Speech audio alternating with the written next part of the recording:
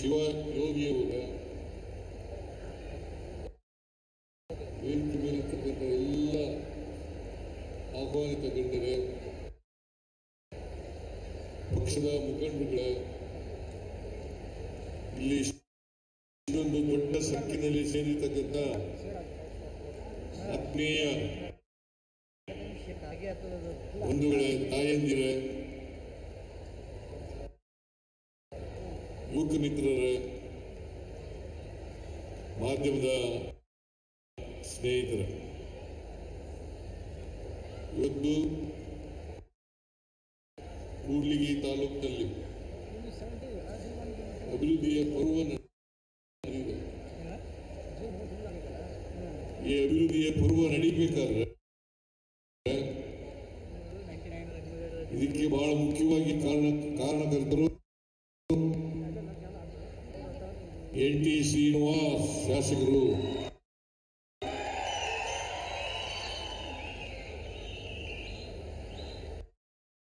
ಇವತ್ತು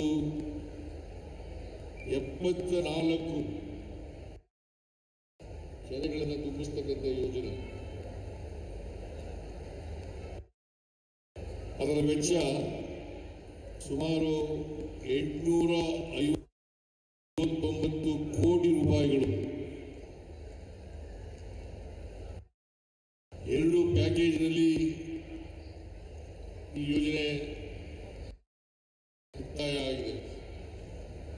ಮೊದಲನೇ ಪ್ಯಾಕೇಜ್ನಲ್ಲಿ ಸುಮಾರು 619 ಕೋಟಿ ರೂಪಾಯಿಗಳು, ಎರಡನೇ ಪ್ಯಾಕೇಜ್ನಲ್ಲಿ ಸುಮಾರು 240 ಕೋಟಿ ರೂಪಾಯಿಗಳು. ಈ ಯೋಜನೆ ಅಲ್ಲದೆ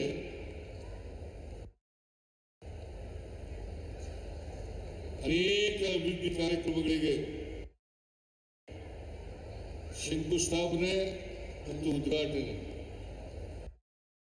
ಕಾರ್ಯಕ್ರಮವನ್ನು NT ಶ್ರೀನಿವಾಸರವರು ಹಮ್ಮಿಕೊಂಡಿದ್ದಾರೆ. ಬಹುಶಃ ಇಲ್ಲಿವರೆಗೆ 1250 ಕೋಟಿ ರೂಪಾಯಿಗಳನ್ನ ಕೂಡ್ಲಿಗಿ ಕ್ಷೇತ್ರಕ್ಕೆ ಅನುದಾನವಾಗಿ ತಂದಿದ್ದಾರೆ. 1250 ಕೋಟಿ. ನೀವೆಲ್ಲ ಅದೃಷ್ಟವಂತರು. ಕಾರಣ ಯಾಕಪ್ಪ ಅಂತಂದ್ರೆ ಇಂಥ ಕ್ರಿಯಾಶೀಲ ಜನಪರವಾಗಿರ್ತಕ್ಕಂಥ ಸರಳ ಸಜ್ಜನಿಕೆಯ ಶಾಸಕರನ್ನ ಪಡೆದಿದ್ದೀರಿ ಅಂತಕ್ಕಂಥದ್ದು ನೀವೆಲ್ಲರೂ ಕೂಡ ಅದೃಷ್ಟಶಾಲಿಗಳು ಅಂತಕ್ಕಂಥ ಮಾತುಗಳನ್ನು ಹೇಳಲಿಕ್ಕೆ ಬಯಸ್ತಾ ಇದ್ದಾರೆ.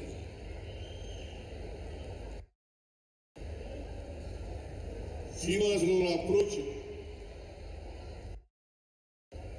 ಮುಖ್ಯಮಂತ್ರಿ ಆಗಿರಲಿ ಅಥವಾ ಬೇರೆ ಮಂತ್ರಿಗಳಾಗಿರಲಿ, ಅವರ ಅಪ್ರೋಚ್ ಇದೆಯಲ್ಲ, ಅಪ್ರೋಚ್ ಇಂದಲೇ ಅವರಿಗೆ ಅನುದಾನವನ್ನು ಕೊಟ್ಬಿಡೋಣ ಅಂತ ಅನಿಸ್ಬಿಡ್ತದೆ.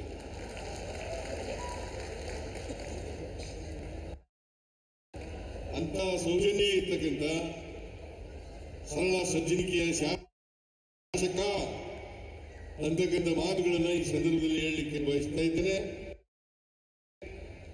ಬಹುಶಃ ಬಹಳ ಹಿಂದುಳಿದಿರ್ತಕ್ಕಂಥ ತಾಲೂಕು ಕೂಡ್ಲಿಗಿ ವಿಧಾನಸಭಾ ಕ್ಷೇತ್ರ.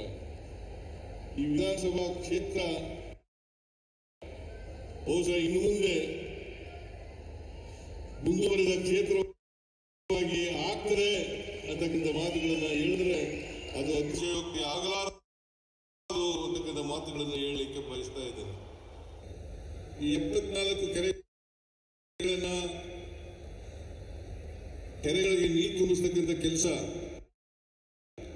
NY ಗೋಪಾಲಕೃಷ್ಣ ಶಾಸಕರಾಗಿದ್ದಾಗ ಮಾಡಿಸಿದ್ದು. ಸುಮಾರು 2021ನೇ ಇಸ್ವಿ 2021ನೇ ಇಸ್ವಿನಲ್ಲಿ ನಮ್ಮ ಪಾರ್ಟಿನಲ್ಲಿ ಶಾಸಕರಾಗಿರಲಿಲ್ಲ. ಆದರೆ ಅವರು ಕಾಂಗ್ರೆಸ್ ಅವರ ಕಾರಣಾಂತರದಿಂದ ಬಿಜೆಪಿನಲ್ಲಿ ಇದ್ರು. ಈಗ ಮತ್ತೆ ಕಾಂಗ್ರೆಸ್ಗೆ ಬಂದಿದ್ದಾರೆ. ಮೊಳಕಾಲ್ಮೂರಿನ MLA ಈಗ ಅವ್ರ ಕಾಲದಲ್ಲಿ ಇದು ಮಂಜೂರಾದದ್ದು. ಎನ್ ಟಿ ಶ್ರೀನಿವಾಸ್ ಅವರು ಶಾಸಕರಾಗಿ ಇನ್ನು 10 ದಿನಗಳಾದ್ರೆ 7.5 ವರ್ಷ ಆಗ್ತದೆ. 10 ದಿನಗಳಾದ್ರೆ 2.5 ವರ್ಷ ಶಾಸಕರಾಗಿ 2.5 ವರ್ಷದಲ್ಲಿ ಅಸಾಧ್ಯವಾದಂತ ಕೆಲಸವನ್ನ ಮಾಡಿದ್ದಾರೆ. ಗೋಪಾಲ್ ಕೃಷಿ ಕಾಲದಲ್ಲಿ ಪ್ರಾರಂಭ ಆದಂತಹ ಯೋಜನೆ ಮುಗಿದಿರಲಿಲ್ಲ. ಉಳಿದ ಅನುದಾನವನ್ನ ಕೊಡಿಸಿ ಆಮೇಲೆ ಫಾರೆಸ್ಟ್ ಕ್ಲಿಯರೆನ್ಸ್ ಅನ್ನು ಕೊಡಿಸಿ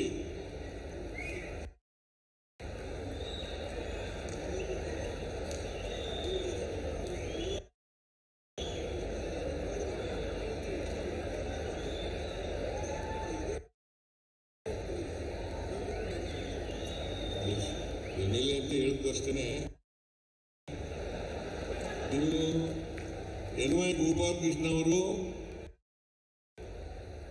ಬಿಜೆಪಿ ಶಾಸಕರಾಗಿದ್ರೂ ಕೂಡ ಎಲ್ಲರ ಜೊತೆ ಒಡನಾಟವನ್ನ ಇಟ್ಟುಕೊಂಡಿದ್ರು.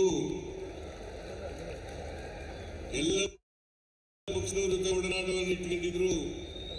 ಅವರು ಮೂಲತಃ ಕಾಂಗ್ರೆಸ್ಸಿಗರು, ಮುಂದೆನೂ ಕೂಡ ಕಾಂಗ್ರೆಸ್ಸಿಗರಾಗಿ ಇರ್ತಾರೆ ಅಂತಕ್ಕಂಥ ಮಾತುಗಳನ್ನ ಹೇಳಲಿಕ್ಕೆ ಬಯಸ್ತಾ ಇದ್ದೇನೆ. 7 ಸಾರಿ MLA ಆಗಿದ್ದಾರೆ.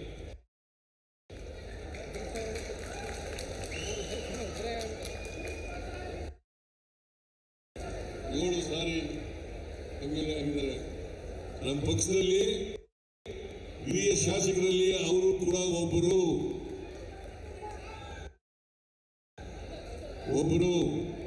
ಯಾವುದೇ ಕಿರಿಕಿರಿ ಇಲ್ಲೇ ಇರ್ತಕ್ಕಂಥ ಶಾಸಕರು ಯಾರು ಇದ್ರೆ ಅದು ಗೋಪಾಲ್ ಕೃಷ್ಣ ಅಂತಕ್ಕಂಥ ಮಾತುಗಳನ್ನು ಹೇಳಲಿಕ್ಕೆ ಬಯಸ್ತೇನೆ. ನಾನು ಈ ಸಂದರ್ಭದಲ್ಲಿ ಗೋಪಾಲ್ ಕೃಷ್ಣ ಅವರಿಗೆ ಮತ್ತೆ ಎನ್ ಟಿ ಶ್ರೀನಿವಾಸ್ ಅವರಿಗೆ ಸರ್ಕಾರದ ವತಿಯಿಂದ ಅಭಿನಂದನೆಗಳನ್ನು ಸಲ್ಲಿಸಲಿಕ್ಕೆ ಬಯಸ್ತಾ ಇದ್ದೇನೆ.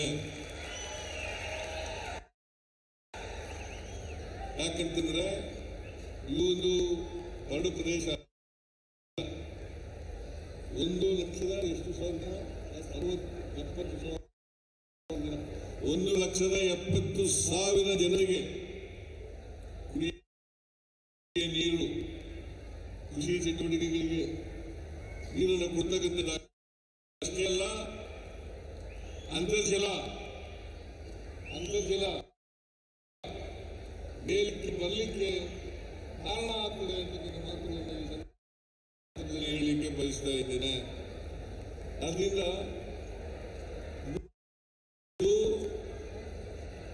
ಬಹಳ ಅತ್ಯುತ್ತಮ ಕೆಲಸ ಅಂತಕ್ಕಂಥದ್ದು. ಕರ್ನಾಟಕದಲ್ಲಿ 42 ಲಕ್ಷ ಹೆಕ್ಟೇರ್ ಪ್ರದೇಶದಲ್ಲಿ ನೀರಾವರಿ ಮಾಡಬಹುದು. 42 ಲಕ್ಷ ಹೆಕ್ಟೇರ್ ಪ್ರದೇಶದಲ್ಲಿ ನೀರಾವರಿ ಮಾಡಬಹುದು. ಇಲ್ಲಿವರೆಗೆ ನಾವು ಆಗಿ ಮಾಡಿರ್ತಕ್ಕಂಥದ್ದು 30 ಲಕ್ಷ ಹೆಕ್ಟೇರ್ ಪ್ರದೇಶ, 30 ಲಕ್ಷ ಹೆಕ್ಟೇರ್ ಪ್ರದೇಶ. ಇನ್ನು ನಾವು ನೀರಾವರಿಗೆ ಹೆಚ್ಚು ಒತ್ತನ್ನು ಕೊಡ್ತಾ ಇದ್ದೀವಿ, ರೈತರಿಗೆ ಹೆಚ್ಚು ಒತ್ತನ್ನು ಕೊಡ್ತಾ ಇದ್ದೀವಿ. ಸಮಾಜದಲ್ಲಿ ಅಸಮಾನತೆ ಇದೆ. ಈ ಅಸಮಾನತೆಯನ್ನು ಹೋಗಲಾಡಿಸಲಿಕ್ಕೋಸ್ಕರವಾಗಿ ನಾನು 2013ರಿಂದ 2018 ಮುಖ್ಯಮಂತ್ರಿ ಆಗಿರುವಾಗ ಅನೇಕ ಭಾಗ್ಯಗಳ ನೀಡಿಲ್ಲ,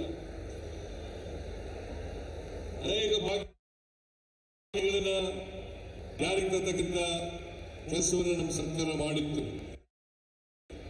ಈಗ ಮತ್ತೆ 2ನೇ ಬಾರಿ ಮುಖ್ಯಮಂತ್ರಿ ಆದಮೇಲೆ 2023ರಲ್ಲಿ ಮುಖ್ಯಮಂತ್ರಿ ಆದ 2023 ಮೇ 20ನೇ ತಾರೀಕು ಮುಖ್ಯಮಂತ್ರಿ ಆದ.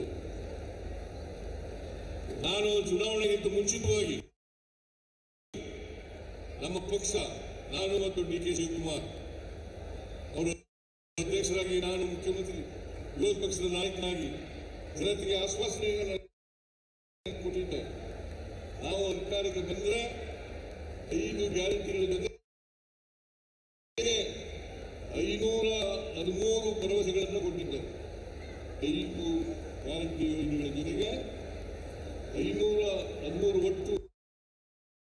513 ಭರವಸೆಗಳನ್ನು ಕೊಟ್ಟಿದ್ದು. ಈಗ 513 ಭರವಸೆಗಳಲ್ಲಿ 240 ಭರವಸೆಗಳನ್ನು ಈಡೇರಿಸಿದ್ದೇವೆ. ಜೊತೆಗೆ 5 ಗ್ಯಾರಂಟಿ ಯೋಜನೆಗಳನ್ನು ಕೂಡ ಜಾರಿ ತಂದಿದ್ದೇವೆ.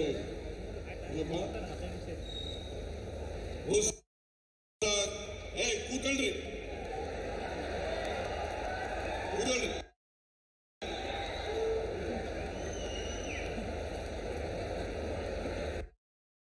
5 ಗ್ಯಾರಂಟಿ ಯೋಜನೆಗಳನ್ನು ಕೂಡ ಜಾರಿ ಕೊಟ್ಟಿದ್ದೇವೆ. ಕಾರಣ ಯಾಕಪ್ಪ ಅಂತಂದ್ರೆ, ಯಾವುದಾದ್ರೂ ಪಕ್ಷ ಕರ್ನಾಟಕದಲ್ಲಿ ನುಡಿದಂತೆ ನಡೆದಂತ ಪಕ್ಷ ಯಾವ್ದಾದ್ರು ಇದ್ರೆ ಅದು ಕಾಂಗ್ರೆಸ್ ಪಕ್ಷ ಅಂತಕ್ಕಂಥದನ್ನ ಅತ್ಯಂತ ಹೆಮ್ಮೆಯಿಂದ ಹೇಳಲಿಕ್ಕೆ ಬಯಸ್ತಾ ಇದ್ದೇನೆ. ಕಾಂಗ್ರೆಸ್ ಸರ್ಕಾರ, ಕಾಂಗ್ರೆಸ್ ಪಕ್ಷ. ನಾವು ಅಧಿಕಾರಕ್ಕೆ ಬಂದದ್ದು 2023 ಮೇ 23 20ನೇ ತಾರೀಕು, ಜೂನ್ 11ನೇ ತಾರೀಕಿಗೆ ಶಕ್ತಿ ಯೋಜನೆಯನ್ನ ಜಾರಿ ಮಾಡಿದ್ರು. ಶಕ್ತಿ ಯೋಜನೆಯನ್ನ ಜಾರಿ ಮಾಡಿದ್ರು. ಈಗಾಗಲೇ ಸುಮಾರು 580 ಕೋಟಿ ಮಹಿಳೆಯರು ಉಚಿತವಾಗಿ ಬಸ್ನಲ್ಲಿ, ಸರ್ಕಾರಿ ಬಸ್ನಲ್ಲಿ ಪ್ರಯಾಣ ಮಾಡಿದ್ದಾರೆ. 580 ಕೋಟಿ. ಜೊತೆಗೆ ಅನ್ನಭಾಗ್ಯ ಕಾರ್ಯಕ್ರಮ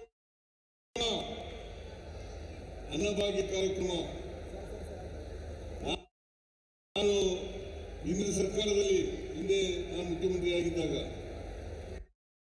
5 ಕೆಜಿ ಅಕ್ಕಿಯನ್ನ ಉಚಿತವಾಗಿ ಕೊಡ್ತಕ್ಕಂಥ ತೀರ್ಮಾನವನ್ನು ಮಾಡಿದೆ. ಯಾಕಂತಂದ್ರೆ ಬಡವರು ಯಾರು ಕೂಡ ಹಸಿರು ಮಲಗಬಾರದು. ಕರ್ನಾಟಕ ಹಸಿವು ಮುಕ್ತ ರಾಜ್ಯ ಆಗಬೇಕು ಅಂತೇಳಿ 5 ಕೆಜಿ ಅಕ್ಕಿಯನ್ನು ಕೊಟ್ಟು, ನನಗೆ ಈ ಸಾರಿ ಬಂದು 5 ಕೆಜಿ ಸಾಲಲ್ಲ, ನೀವು 10 ಕೆಜಿ ಮಾಡಬೇಕು ಅಂತ ಹೇಳಿದ್ರು. ನಮ್ಮ ಪಕ್ಷ ಪ್ರಣಾಳಿಕೆಯಲ್ಲಿ ಘೋಷಣೆ ಮಾಡಿ 5 ಕೆಜಿ ಅಕ್ಕಿ, 5 ಕೆಜಿಗೆ ತೆಗೆತಕ್ಕಂಥ ಹಣ ಕೊಡ್ತಕ್ಕಂಥ ಕೆಲಸವನ್ನ ನಮ್ಮ ಸರ್ಕಾರ ಮಾಡಿತು. ಹೌದಲ್ಲ?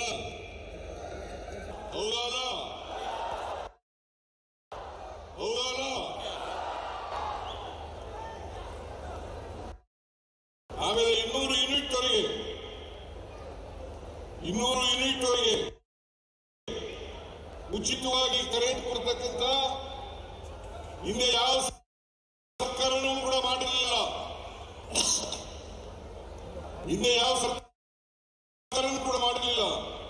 200 ಯೂನಿಟ್ ವರೆಗೆ ಫ್ರೀ ಕರೆಂಟ್.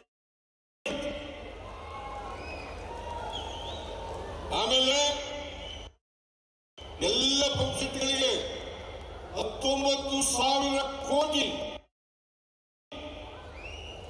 ಸಬ್ಸಿಡಿಯನ್ನು ಕೊಡ್ತಕ್ಕಂಥ ಕೆಲಸವನ್ನ ಮಾಡಿದ್ರು. ಹೌದಲ್ವೇನ್ರಿ? ಕೈ ಎತ್ತದಿಲ್ಲ ನಾನು. ಯಾಕೆ?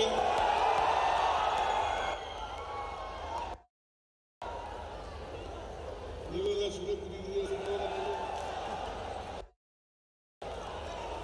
ನೀವೆಲ್ಲ ಲೀಡರ್ಗಳು ಹೇಳ್ಬೇಕಿದ್ರಲ್ಲ. 1 ಕೋಟಿ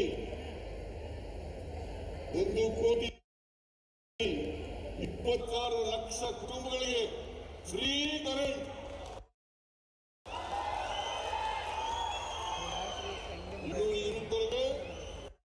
ಫ್ರೀ ಕರೆಂಟ್. ಗೃಹಲಕ್ಷ್ಮಿ ಯೋಜನೆಯಲ್ಲಿ 1,24 ಲಕ್ಷ ಕುಟುಂಬ ಯಜಮಾನಿಯರಿಗೆ 2,000 ರೂಪಾಯಿ.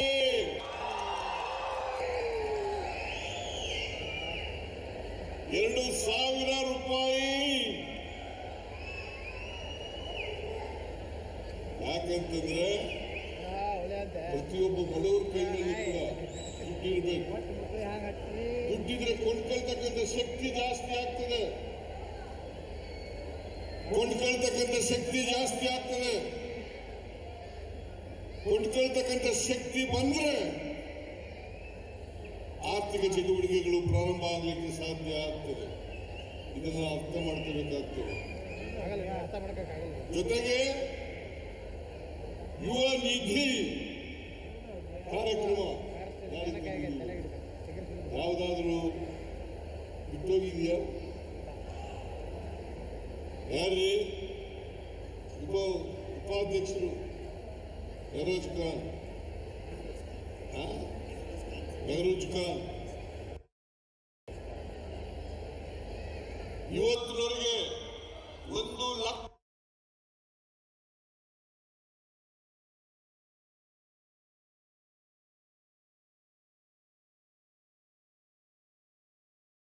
ಕೋಟಿ ರೂಪಾಯಿಗಳನ್ನು ಖರ್ಚು ಮಾಡಿದ್ದೀವಿ ಗ್ಯಾರಂಟಿ ಯೋಜನೆಗಳಿಗೆ. ಎಷ್ಟು ಆಗಲೇ ಹೇಳಬೇಕು ನೀನು. 1 ಲಕ್ಷ ಕೋಟಿ ಬರೀ ಗ್ಯಾರಂಟಿ ಯೋಜನೆಗಳಿಗೆ ಖರ್ಚು ಮಾಡಿರ್ತಕ್ಕಂಥ ಹಣ ಅಲ್ಲ. ಯಾವ್ದಾದ್ರು ಸರ್ಕಾರ ಖರ್ಚು ಮಾಡಿತ್ತಾ? ಯಾವ್ದಾದ್ರು ಸರ್ಕಾರ ಖರ್ಚು ಮಾಡಿತ್ತಾ? ನೀವು ಮಂತ್ರಿ ಆಗಿದ್ದವರು 1 ಲಕ್ಷ ಕೋಟಿ 2.5 ವರ್ಷದಲ್ಲಿ ಡಿ ಟಿ ಶ್ರೀನಿವಾಸ್ ಈ ಗ್ಯಾರಂಟಿ ಯೋಜನೆಗಳಂತೆ 1250 ಕೋಟಿ ರೂಪಾಯಿ ಅನುದಾನವನ್ನ ಕೂಡ್ಲಿಗಿ ಕ್ಷೇತ್ರಕ್ಕೆ ತಂದಿದ್ದಾರೆ. ವಿರೋಧ ಪಕ್ಷದವರು ಹೇಳ್ತಾರೆ ಗ್ಯಾರಂಟಿ ಯೋಜನೆಗಳನ್ನ ಕೊಟ್ಟು ಸಿದ್ದರಾಮಯ್ಯನವರ ಸರ್ಕಾರದಲ್ಲಿ ದುಡ್ಡಿಲ್ಲ. ದುಡ್ಡಿಲ್ಲದ್ರೆ 1250 ಕೋಟಿ ತರ ಕಾಯ್ತಿರ್ತಾರೆ. ದುಡ್ಡಿಲ್ಲದ ತರ ಕಾಯ್ತಿರ್ತಾರ. ಇನ್ನು ಯಾವ ತರ ಬದುಕಬೇಕು ಕಳಿಸಿದ್ರ ನೋಡಿ ಹೆಂಗೆ ಸುಳ್ಳು ಆರೋಪಗಳನ್ನು ಮಾಡ್ತಾರೆ. ದಯಮಾಡಿ ನೀವೆಲ್ಲ ಅರ್ಥ ಮಾಡ್ಕೋಬೇಕು. ಬಿಜೆಪಿಯವರು ಬರೀ ಸುಳ್ಳು ಹೇಳೋದು, ಸುಳ್ಳಿನ ಸರ್ದಾರರು. ಅವರ ಮನೆ ದೇವರೇ ಸುಳ್ಳು. ಅವರ ಮನೆ ದೇವರು ಸುಳ್ಳು. ನಾನು ನಿನ್ನೆ ಡಿ ಕೆ ಶಿವಕುಮಾರ್ ಅವರು ಮಾಧ್ಯಮದವರಿಗೆ ಸುದ್ದಿಗೋಷ್ಠಿಯನ್ನು ಮಾಡಿ ಹೇಳಿದು ಇವತ್ತೇನಾದರೂ ಕೇಂದ್ರದಲ್ಲಿ ಅಧಿಕಾರಕ್ಕೆ ಬಂದಿದ್ರೆ, ರಾಜ್ಯಗಳಲ್ಲಿ ಅಧಿಕಾರಕ್ಕೆ ಬಂದಿದ್ರೆ ಮತಗಳ್ಳತನ ಮಾಡಿ ಅಧಿಕಾರಕ್ಕೆ ಬಂದಿರೋದು ಅವರಿಗೆ ಮಾನ ಮರ್ಯಾದೆ ಏನೂ ಇಲ್ಲ. ಒಂದು ವೇಳೆ ಮಾನ ಮರ್ಯಾದೆ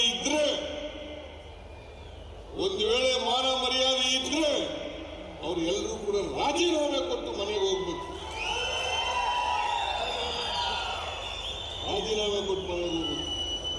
ನಾಚಿಕೆ ಇಲ್ಲ ಅವರಿಗೆ.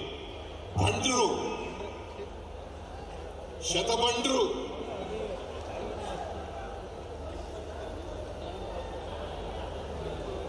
ಮತಗಳ್ಳತನ ಮಾಡಿರೋದು ನಾಗೇಪುರ, ಆಳಂದ, ಮಹಾರಾಷ್ಟ್ರ, ಹರಿಯಾಣ, ಕರ್ನಾಟಕ, ಮೊನ್ನೆ ಬಿಹಾರದಲ್ಲೂ ಮಾಡಿದ್ದಾರೆ.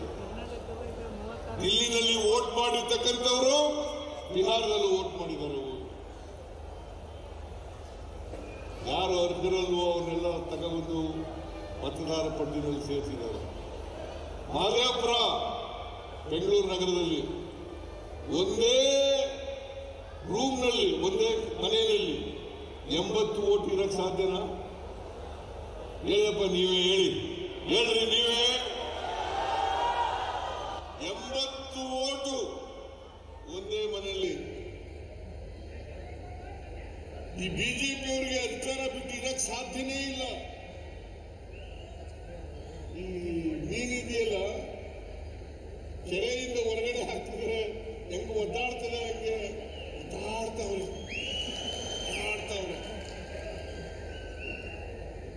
ಇಂಥ ಬಿಜೆಪಿಯವರು ಮೊನ್ನೆ ಈಗ ಒಂದು ವಾರದ ಹಿಂದೆ ವಿಜೇಂದ್ರ ಹೋಗಿ ರೈತರು ಕಬ್ಬು ಬೆಳೆಗಾರರು ಅವರು ಬೆಲೆ ಜಾಸ್ತಿ ಕೊಡಿ ಅಂತ ಹೇಳಿದ್ರಿ ಚಳವಳಿ ಮಾಡ್ತಾ ಇದ್ರು. FRP ನಿಗದಿ ಮಾಡೋರು ಯಾರಪ್ಪ? ಹೆಸರು ಟವಲ್ ನಾವಲ್ಲ, ಕೇಂದ್ರದವರು. Fair and remunerative price, fair and remunerative price ಅದನ್ನು ನಿಗದಿ ಮಾಡೋರು ಯಾರು? ಪ್ರತಿ ವರ್ಷ ಕೇಂದ್ರ ಸರ್ಕಾರದವರು. ಅದಕ್ಕೆ ಸಂಬಂಧಪಟ್ಟ ಮಂತ್ರಿ ಯಾರು? ಮಿಸ್ಟರ್ ಪ್ರಹ್ಲಾದ್ ಜೋಶಿ. ಮಿಸ್ಟರ್ ಪ್ರಹ್ಲಾದ್ ಜೋಶಿ ಅವರು ಹೇಳ್ತಾರೆ, ನಾವು ರೈತರು ಮಾಡ್ತಕ್ಕಂಥ ವ್ಯವಸಾಯ ಅದರ ಖರ್ಚು, ಗೊಬ್ಬರ ಅವೆಲ್ಲ ಹಾಕಿ ಬೆಳೆಸ್ತಾರೆ ಕಬ್ಬನ್ನ. ಆ ಕಬ್ಬು ಬೆಳೆಸ್ತಕ್ಕಂಥದ್ದನ್ನ ಲೆಕ್ಕ ಹಾಕಿ ರೈತರು ಕೋಜನ್ ಮಾಡ್ತಾರೆ. ಆಮೇಲೆ ಎಂಥದ್ದು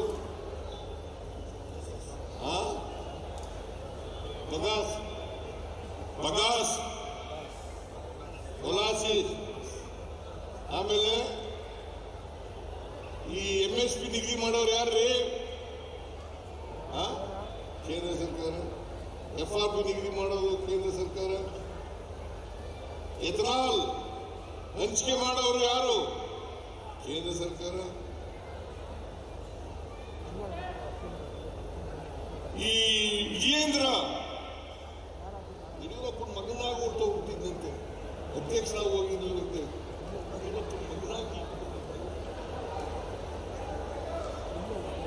ಯಡಿಯೂರಪ್ಪನ ಮಗನಾಗಿ ಹೋಗಿದ್ದಂತೆ. ಮಾನ ಮರ್ಯಾದೆ ಏನಾದ್ರು ಇದೆಯಾ ಅವರಿಗೆ? ನಾಚಿಕೆ ಏನಾದ್ರು ಇದೆಯಾ? ಅಲ್ಲಿ ಹೋಗಿ ಎತ್ಕಟ್ಟಕ್ಕೆ ಹೋದ್ರು. ಏನು ಅಲ್ಲೇ ರಾತ್ರಿ ಎಲ್ಲ ಮಲಗಿದ್ರು. ರಾತ್ರಿ ಎಲ್ಲ ಮಲಗಿ ಅಲ್ಲೇ ಹುಟ್ಟುಹಬ್ಬ ಆಚರಣೆ ಮಾಡಿಕೊಂಡು ಇಂಥ ನಾಟಕ, ರಾಜಕೀಯ ನಾಟಕ ಮಾಡಿ ರೈತರೆಲ್ಲ ಎತ್ಕಟ್ಟಿದ್ರು. ನೋಡಿ, ಕೇಂದ್ರ ಸರ್ಕಾರದ ಅಲ್ಲಿ ನರೇಂದ್ರ ಮೋದಿ ಅವರು ಪ್ರಹ್ಲಾದ್ ಜೋಶಿ ಅವ್ರ ಮನೆಗೆ ಹೋಗಿ ಮಲಗಬೇಕಾಗಿತ್ತು. ಎಲ್ಲಿ ಮಲಗಬೇಕಾಗಿತ್ತು? ನರೇಂದ್ರ ಮೋದಿ ಅವರ ಮನೆ, ಅಮಿತ್ ಶಾ ಮನೆ, ಪ್ರಹ್ಲಾದ್ ಜೋಶಿ ಮನೆ, ಅಲ್ಲಿ ಮಲಗಬೇಕಾಗಿತ್ತು. ಅಲ್ಲೆಲ್ಲೂ ಮಲಗಿದರೆ ಇಲ್ಲಿ ಬಂದು ಮಲಗಿದ್ದಾರೆ. ಇಲ್ಲಿ ರೈತರು ಚಳವಳಿ ಮಾಡ್ತಾ ಇದ್ದಾರೆ, ಅಲ್ಲೋ ಮಲಿಕೊಳ್ಳೋದು. ಅದಕ್ಕೆ ನಾನು ರೈತರೆಲ್ಲ ಶುಗರ್ ಫ್ಯಾಕ್ಟರಿಯವರೆಲ್ಲ ಕರೆದೆ, ಮೀಟಿಂಗ್ ಮಾಡಿದೆ. ಮೀಟಿಂಗ್ ಮಾಡಿ 1 ಟನ್ ಕಬ್ಬಿಗೆ 3,300 ರೂಪಾಯಿ, 3,300 ರೂಪಾಯಿ ನಾನು DC ಕೈಲಿ ಹೇಳಿ ಕಳಿಸಿದ್ದೆ. ಬೆಳಗಾವಿ DC ಕೈಲಿ 3,200. ಆಮೇಲೆ ಅದರ ಮೇಲೆ 100 ರೂಪಾಯಿ ನಾನು ಫ್ಯಾಕ್ಟರಿ ಅವರಿಗೆ 50 ರೂಪಾಯಿ ಕೊಡಿ, ಸರ್ಕಾರದಿಂದ 50 ರೂಪಾಯಿ ಕೊಡ್ತೀವಿ, 100 ರೂಪಾಯಿ ಕೊಡ್ತೀವಿ ಅಂತೇಳಿ ಇತ್ಯರ್ಥ ಮಾಡಿದೆ. ಪಾಪ ರೈತರೆಲ್ಲ ಖುಷಿಯಾಗಿದ್ದಾರೆ, ರೈತರೆಲ್ಲ ಖುಷಿಯಾಗಿದ್ದಾರೆ. ನೀವು ಇಂಥ ಒಬ್ಬ ಶಾಸಕರೆಲ್ಲ ಪಡ್ಕೊಂಡಿದ್ದೀರಲ್ಲ, ಗಲಾಟೆ ಮನುಷ್ಯ ಅಲ್ಲ, ಒಳ್ಳೆ ತಂದಲ್ಲೇ ಅನುದಾನ ತಗೋಬೇಕು ಅನ್ನೋದು ಗೊತ್ತಾಗಿದೆ. ಒಳ್ಳೆ ತಂದಲ್ಲೇ ಅನುದಾನವನ್ನ ಪಡ್ಕೋಬೇಕು. ಇದರಿಂದ ಏನಾದ್ರು ಸತ್ಯಾಂಶ ಇದೆಯಾ? ನೀವು ಹೇಳಿ, ಕೂಡ್ಲಿಗೆ ಅವರು ಹೇಳಿ. ಬಿಜೆಪಿಯವರು ಮಾಡ್ತಕ್ಕಂಥ ಆರೋಪದಲ್ಲಿ ಸರ್ಕಾರದಲ್ಲಿ ದುಡ್ಡಿಲ್ಲ, ಸರ್ಕಾರದಲ್ಲಿ ದುಡ್ಡಿಲ್ಲ. ಕೂಡ್ಲಿಗಿನಲ್ಲಿ ಯಾವ್ದಾದ್ರು ಕೆಲಸ ನಿಂತೋಗಿದೆಯಾ ಅನುದಾನದ ಕೊರತೆಯಿಂದ? ಯಾವುದು ಕೊರತೆಯಿಂದ ನಿಂತಿಲ್ಲ. 1250 ಕೋಟಿ ರೂಪಾಯಿಗಳನ್ನು ತಂದಿರ್ತಕ್ಕಂಥದ್ದು 2.5 ವರ್ಷದಲ್ಲಿ. ಮುಂದಿನ ದಿನಗಳಲ್ಲೂ ಕೂಡ ಅನುದಾನವನ್ನು ತರ್ತಾರೆ.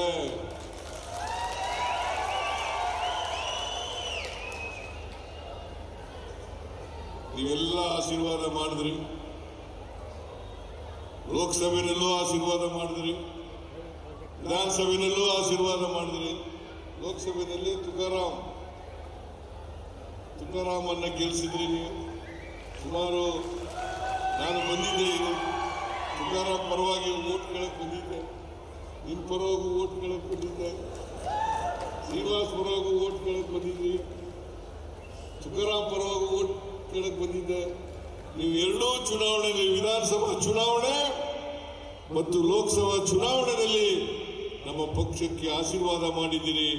NT ಶ್ರೀನಿವಾಸ್ ಅವರಿಗೆ ಆಶೀರ್ವಾದ ಮಾಡಿದ್ದೀರಿ, ತುಕಾರಾಮ್ ಅವರಿಗೆ ಆಶೀರ್ವಾದ ಮಾಡಿದ್ದೀರಿ. ನಾವು ನಮ್ಮ ಪಕ್ಷ ಚಿರಋಣಿಯಾಗಿರುತ್ತದೆ ಅಂತಕ್ಕಂಥ ಮಾತುಗಳನ್ನು ಹೇಳಲಿಕ್ಕೆ ಬಯಸ್ತಾ ಇದ್ದೀನಿ.